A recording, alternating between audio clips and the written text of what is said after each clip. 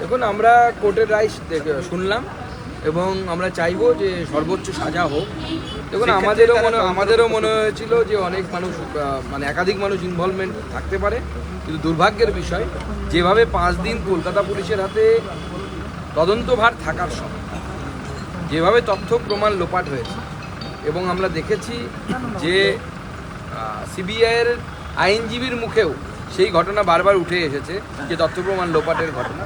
তো আমরা সেই জন্য মনে করছি যে তথ্য প্রমাণ যদি লোপাট না হতো বা প্রথম থেকে যদি সিবিআইয়ের হাতে যদি তদন্তভার থাকতো, তাহলে হয়তো অন্যরকম কোনো ফল হতে পারে। এর আগেও সঞ্জয় রায় বারবার বলেছে যে আমাকে ভাসানো হয়েছে এবং সে রাজীব কুমারের নাম নিয়েছিল এর আগে একাধিকবার, আজকেও সে বলেছে।